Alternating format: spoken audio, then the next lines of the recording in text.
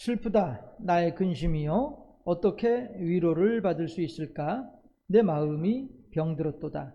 딸 내 백성의 심히 먼 땅에서 부르짖는 소리로다. 여호와께서 시온에 계시지 아니한가? 그의 왕이 그 가운데에 계시지 아니한가?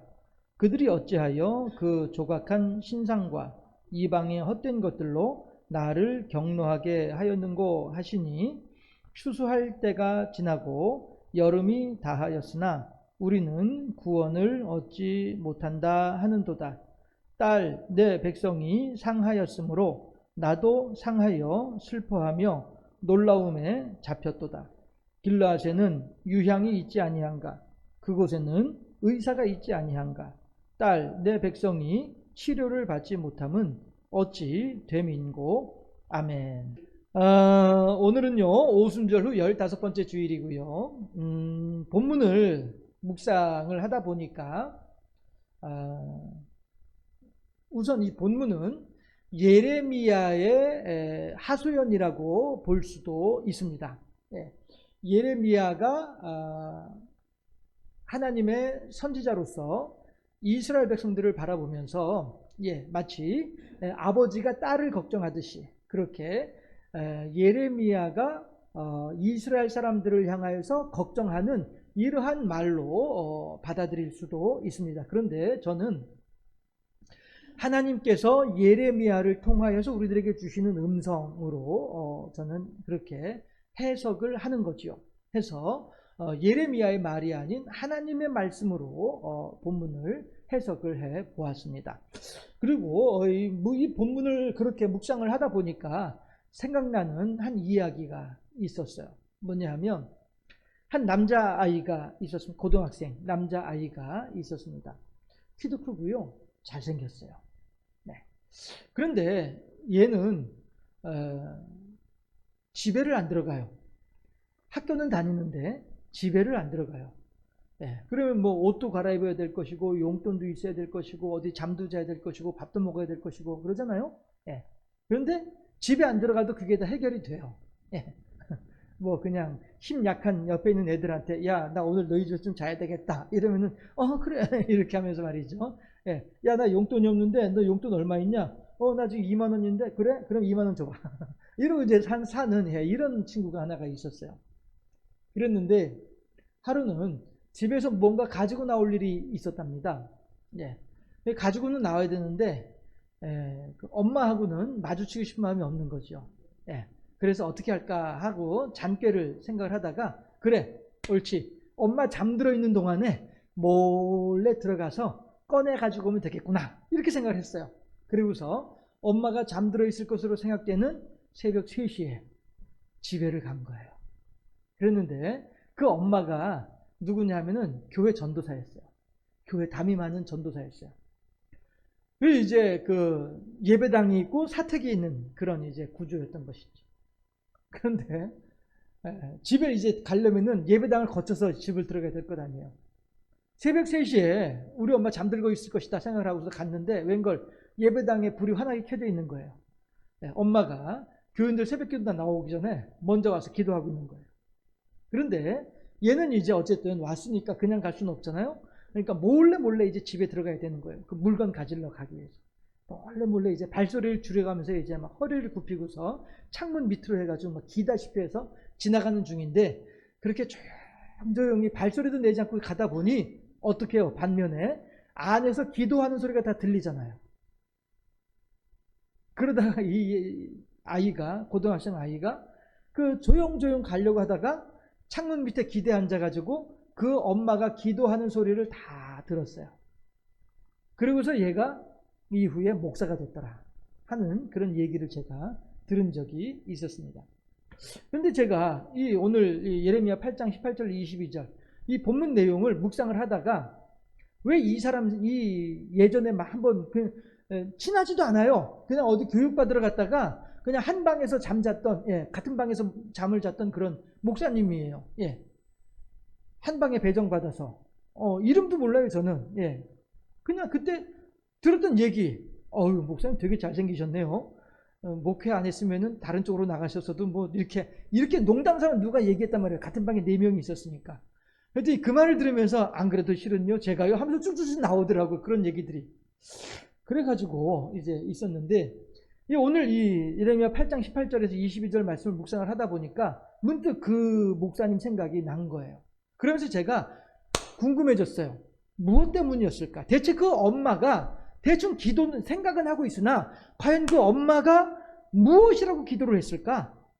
과연 이 아들은 그렇게 엄마를 그렇게 미워하면서 혼자 살고 있는 엄마, 혼자서 외아들을 길러왔던 엄마, 그리고 이제는 교회 전도사로서 담임 사역을 하고 있는 엄마, 무엇이 그렇게 그 엄마를 미워했으며, 그런데 무엇이 그렇게 이 사람으로 하여금 그 모든 생활을 접고 목사가 되도록까지 이 사람을 그렇게 바꾸었을까? 이걸 생각을 해보는 것이죠.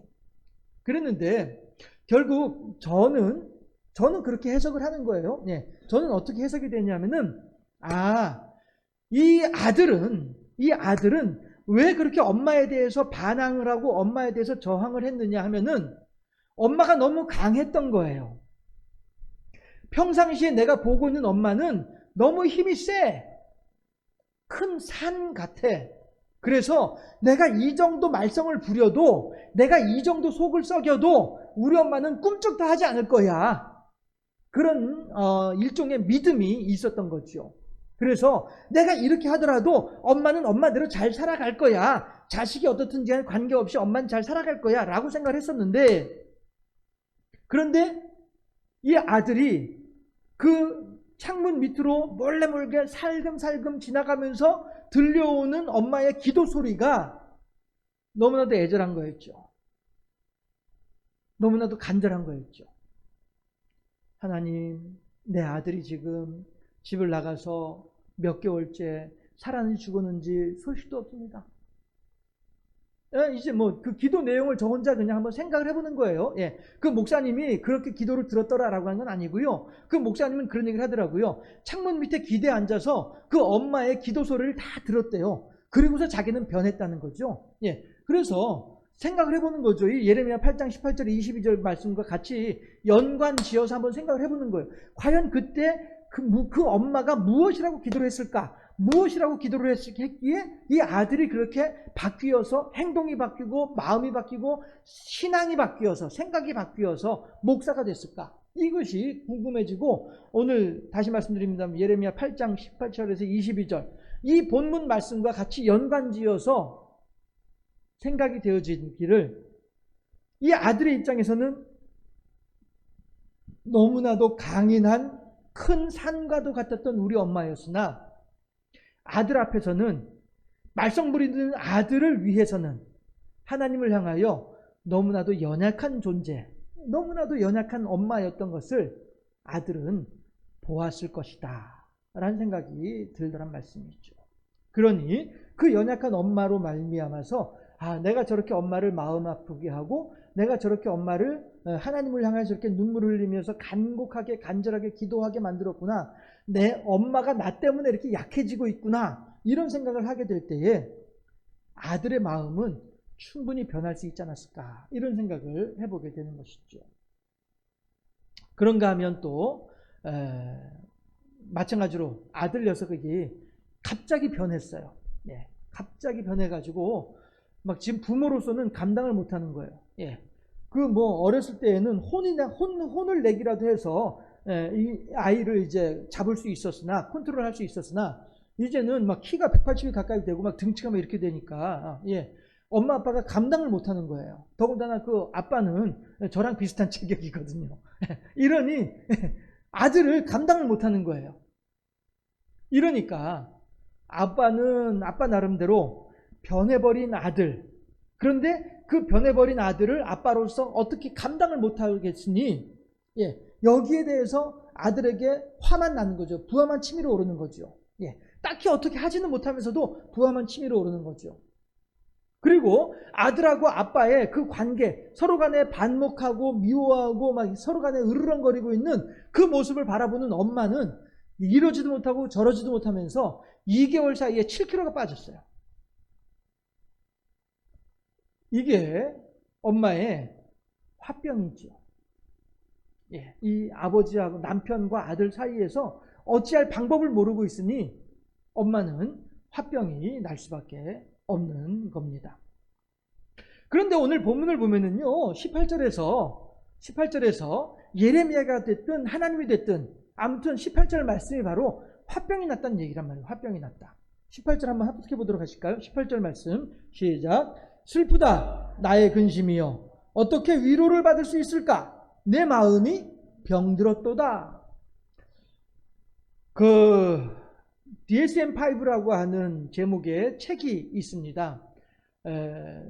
이제 미국이든가 아무튼 세계적인 어느 기관이든가에서 세계적으로 질병의 종류를 이렇게 분류해 놓은 책이에요. 그런데 그 DSM-5에 우리나라의 화병도 정식으로 질병으로 등재가 됐어요. 인정을 받은 거예요. 그러면 한국 사람들에게 있는 화병은 무엇이냐? 참을 수가 없어. 이거예요.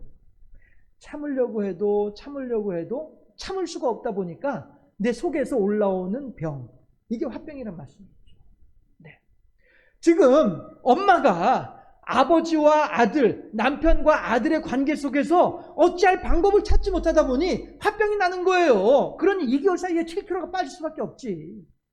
하나님도 우리들을 바라보시기에 화병이 나는 거예요. 대체 저 녀석들은 어떻게 되겠냐 하는 거죠. 그냥 성질 같아서는 그냥 하늘의 철장 권세를 가지고서 싹 다 밀어버리면 좋겠는데, 사랑하는 내 아이들을 이제 내 자녀다 보니 내 성질되는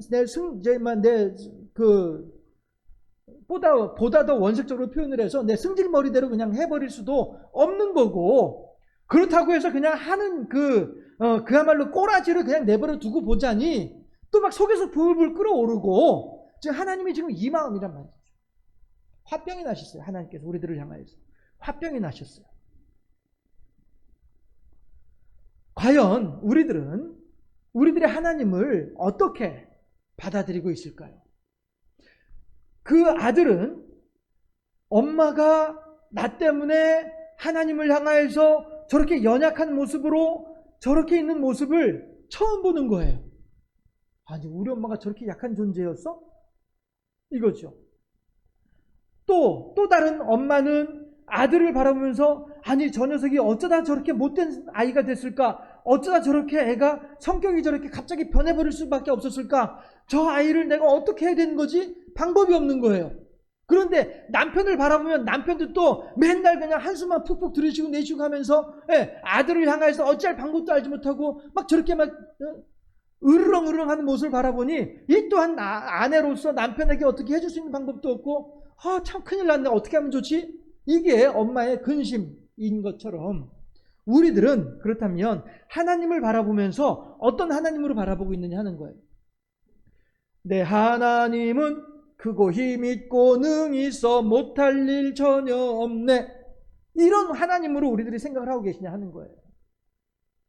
그러다 보니 그 아들은 크고 힘있고 능히 있어 못할 일이 전혀 없는 우리 엄마이다 보니까 그걸 괜찮아, 뭐 까짓거 나는 그냥 내 마음대로 살아도 돼 라고 했었단 말씀이죠. 그런데 어느 순간 엄마의 연약한 모습을 바라보는 그 순간에 아들의 마음은 변할 수밖에 없었던 거란 말씀입니다.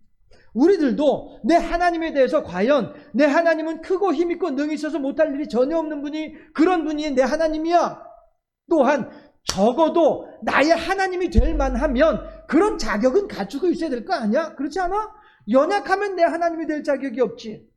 뭔가 무능한 게 있으면 내 하나님이 될 자격이 없지. 뭔가 못하는 일이 있으면 내 하나님이 될 자격이 없지. 이런 생각을 우리들은 가지고 있는 거 아니냐 하는 것이죠. 그러나 적어도 오늘 본문에서 보이는 하나님은 너무나도 연약한 하나님.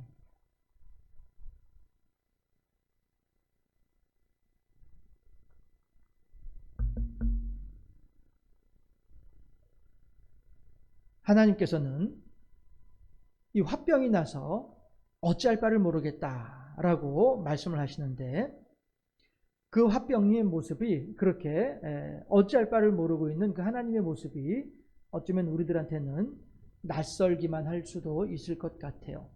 저는 그랬어요. 저는 이 본문을 묵상하면서 처음에 이렇게 해야 되는 건가 하는 생각이 들 정도로 그렇게 하나님의 이 연약한 모습이 저한테는 참 낯설었었어요. 그러나 그럼에도 불구하고 한 가지 분명한 사실은 이 또한 우리를 향한 하나님의 마음인 것은 분명하다라고 하는 사실인 것이죠. 해서 과연 우리들은 이 하나님에 대해서 어떠한 모습으로 받아들여야만 할 것이냐. 제가 어쩌면 정답은 나와 있을 수도 있어요. 이 본문을 묵상하는 가운데 그 예전에 만나봤던 그 목사님의 경우가 생각이 나는 것은, 연상이 되는 것은 이미 우리들에게 결론은 나 있는 것이죠. 그 하나님을 향하여서 우리들한테는 크고 힘있고 능이 있어서 못할 일이 전혀 없는 전지전능하신 하나님, 무소부재하신 하나님이시지만은 그 하나님께서 오늘 본문 앞에서는 자식 문제 앞에서는 한없이 연약할 수밖에 없는 부모의 마음처럼 하나님께서 지금 우리들을 향하여서 딸 이스라엘 백성들을 향하여서 너무나도 연약한 모습을 보일 수밖에 없는 그 모습을 보면서 우리들은요 어떻게 해야 돼요? 내 어머니의 연약한 모습을 바라보면서 나는 마음이 바뀔 수밖에 없었어요. 어머니의 입장이 이해가 되어지고 어머니가 내가 수용이 되어지고 어머니가 원하는 바가 무엇인지를 내가 다시 생각하게 되었어요 라고 하는 것처럼 하나님에 대해서도 마찬가지로 우리들이 그래요. 하나님에 대한 어떤 일방적인 생각이 아니라 하나님의 새로운 모습, 비록 우리들한테는 낯설고 어색할 수밖에 없는 모습이지만은 그 모습을 바라보면서 그렇구나. 하나님이 이렇게도 속을 끓이고 하나님이 이렇게도 애간장을 녹이면서 우리들을 향하여서 사랑의 마음을 가지고 계시구나. 이 사실을 우리들이 깊이 생각해 볼 수 있어야 되지 않겠느냐 하는 것입니다. 그렇다고 한다면 과연 본문에서 이 하나님의 딸은 대체 하나님을 향하여서 어떻게 행동을 했길래 하나님이 이렇게 화병이 났을까 한번 살펴보도록 하시자면요. 19절 말씀이에요. 19절 합독합니다. 19절 말씀. 딸, 내 백성의 심히 먼 땅에서 부르짖는 소리로다. 여호와께서 시온에 계시지 아니한가? 그의 왕이 그 가운데 계시지 아니한가? 그들이 어찌하여 그 조각한 신상과 이방의 헛된 것들로 나를 경노하게 하였는고 하시니. 아멘. 이게 무슨 얘기예요? 하나님이 분명히 계심에도 불구하고 이 하나님의 자녀들이 하나님을 떠나서 멀리 떠나서 다른 동네 가가지고 하나님을 부모님으로 섬기지도 아니하고 다른 먼 동네 가서 그 동네에 있는 신을 자기의 부모로 섬기고 있다는 거예요. 이게 하나님의 마음을 아프게 하고 있는 거란 말씀이죠, 지금. 그런데 거기 더 나아가서 그렇게 함으로 말미암아 하나님의 부모의 마음에 대못을 받고 있는 것이 이게 20절에서 자녀들의 못된 행동이더라 하는 것입니다. 그런데 21절에서 뭐라고 합니까? 21절 합독합니다. 딸, 내 백성이 상하였으므로 나도 상하여 슬퍼하며 놀라움에 잡혔도다. 아멘. 21절 한 번 더 합독해 보도록 하시겠습니다. 21절. 딸, 내 백성이 상하였으므로 나도 상하여 슬퍼하며 놀라움에 잡혔도다. 이게 우리들을 바라보시는 하나님의 마음입니다. 그리고 이 세상 어느 부모의 마음인들 다 이 마음이 아니겠냐 하는 것입니다. 너의 고통으로 인해서 부모된 나의 마음도 아프구나. 딸, 내 백성이 우상 숭배하면서 그 우상 숭배함으로 말미암는 고통 가운데 있으니 그 고통스러워하는 모습을, 그 고통스러워하는 소식을 내가 다 듣고 있으면서 나도 마음이 아프구나. 너의 마음이 아픈 것으로 인해서 나도 마음이 아프구나. 이게 부모의 마음이란 말씀이죠. 우리는 대부분 누군가의 부모입니다. 제가 대부분이라고 한 것은 지우와 성모가 아직 부모가 아니기 때문에 대부분이라고 표현을 합니다. 우린 대부분 누군가의 부모입니다.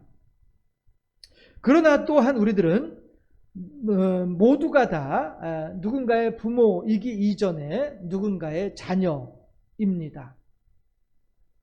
비록 경우에 따라서는 그 부모가 이 세상에 안 계신 그런 경우도 있다 하여도, 이 세상에 계시지 않는다 하여도 여전히 내 마음속에서 그 부모님은 나의 부모님으로 살아 계시지요.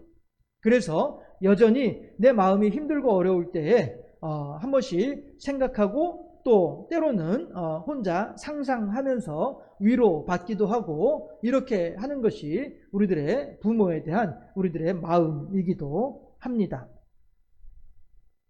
그래서 내 부모는 죽어서도 여전히 나의 부모인 것이지요. 그러면서도 그렇게 부모로부터 혜택을 받고 있는 그 사람들은 자기 자녀들에 대해서는 어떠한가 하는 것입니다. 죽은 부모조차도 잊지 못하고 부모로 섬기면서도 그럼에도 불구하고 여전히 그 부모보다는 자식이 더 소중한 것이 우리들의 삶의 모습이 아니냐 하는 것이죠. 제가 한번 말씀드렸던 것 같은데 우리 장인어른을 이제 뵈러 갔다가 좀 일찍 평소보다 일찍 나섰어요. 나서면서 제가 죄송스러운 마음에 뭐라고 얘기를 했냐면은 아이고 부모보다 더 무서운 게 자식인 것 같습니다. 그러면서 나섰었거든요. 그때 실제로 애들 뭐 좀 때문에 좀 평소보다 일찍 일어나서 이제 나왔던 거거든요. 그때 제가 생각하는 게 그거였어요. 우리가 아무리 부모를 생각한다 하더라도 자식을 생각하는 것만은 거에는 미치지 못하는 것이 우리들의 모습인 것 같아요. 자, 다시 한번 정리를 해볼게요.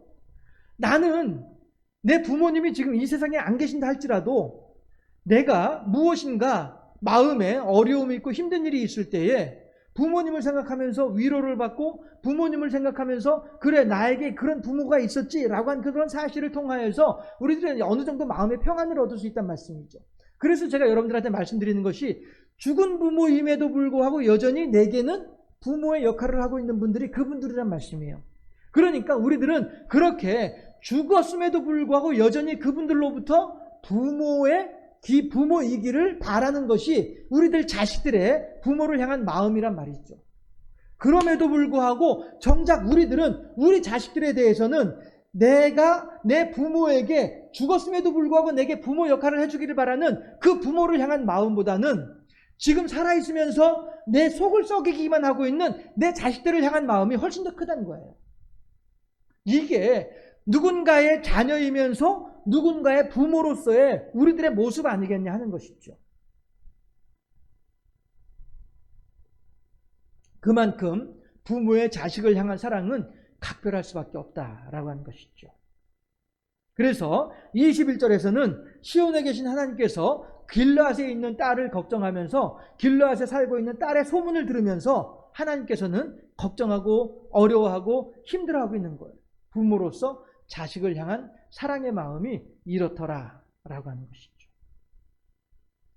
그래서 길르앗이 아닌 이 시온으로 오면 좋겠는데 네가 지금 부모의 품을 떠나서 우상의 밑에 가서 이방신들의 밑에 가서 있다 보니 그렇게 고생을 하는 거 아니냐. 그러니 네가 그 자리를 털고 일어나서 부모인 내 그늘 밑으로 들어오면은 내가 다 해줄 텐데 왜 나한테 들어오지 않고 거기서 이렇게 고생만 하면서 이렇게 부모의 마음을 걱정시키고 있느냐. 이게 하나님의 마음이라는 것이죠. 그래서 제가 이렇게 적어놨지 않습니까? 길르앗이 아닌 시온으로 오면 좋으련만 아직도 정신을 차리지 못하는 저 녀석은 대체 길르앗에서 고통당하고 있으니 그곳에 있는 의사라도 제발 내 딸을 돌봐주었으면 좋으련만. 그런데 과연 그곳에 어떠한 의사가 있어서 내 딸을 돌봐줄 수 있겠느냐라고 하는 것이에요. 어떠한 능력이 있는 자가 있어서 내 딸을 돌봐주겠느냐라고 하는 것이죠. 이 세상에서 저 우상숭배로 말미암는 고통은 오직 누구만이 감당을 할 수 있어요? 하나님만이 감당할 수 있거든요. 그러니 하나님께서 여기서 이제 비유적으로 표현하시기를 그곳에 어떠한 의사가 있어서 내 딸을 돌봐주겠느냐라고 하는 말은 어느 누구도 내 딸을, 어느 누구도 내 자식을 돌봐줄 수 있는 존재는 이 세상에 아무도 없다는 거예요. 오직 누구만이, 나만이 가능하다는 것이죠. 그러니 내 자녀들이 어떻게 해야 되는 거예요? 부모에게 돌아와야 그들이 행복하고 부모가 그들을 돌봐줄 때 부모의 마음이 평안해질 수 있는 거란 말씀이죠. 이게 결국 우리들을 향한 하나님의 마음이더라 하는 것입니다. 22절. 22절 말씀이 바로 그 내용을 이야기하고 있습니다. 함께 합독합니다. 22절.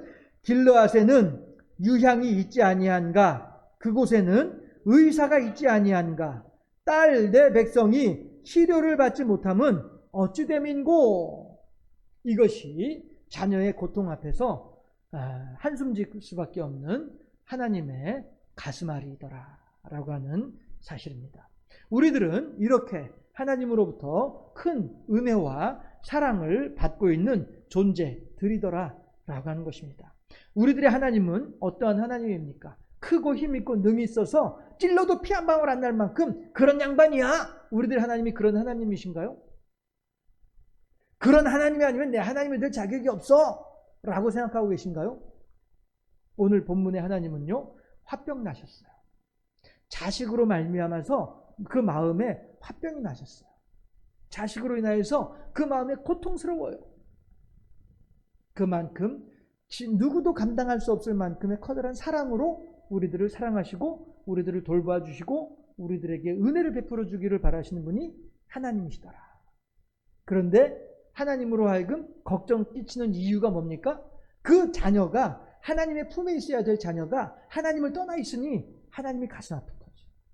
하나님을 떠나 있다 보니 그 자녀도 고생할 수밖에 없는 것이죠. 고생하는 소문이 들려오니 하나님은 더 힘들 수밖에 없는 것이죠. 그렇다고 해서 저곳에 있는 저 딸이 어떻게 그 고생하는 것을 해결할 수 있는 방법이 있느냐? 그 방법이 없으니 하나님은 더 가슴이 아픈 거죠. 우리들의 하나님이 우리들로 말미암아서 이렇게 가슴앓이를 하고 있다는 사실을 마음에 깊이 새기면서 내가 하나님으로부터 이렇게 큰 사랑을 받고 있는 존재로구나. 내가 하나님께서 나를 이렇게도 귀하게 여기고 계시는 분이로구나. 우리들을 다시 한번 살펴보면서 하나님과 더욱더 아름답고도 실질적이면서도 더욱더 끈끈한 사랑의 관계로 세워지는 복된 우리 모두가 될 수 있기를 주님의 이름으로 축원합니다. 기도하겠습니다.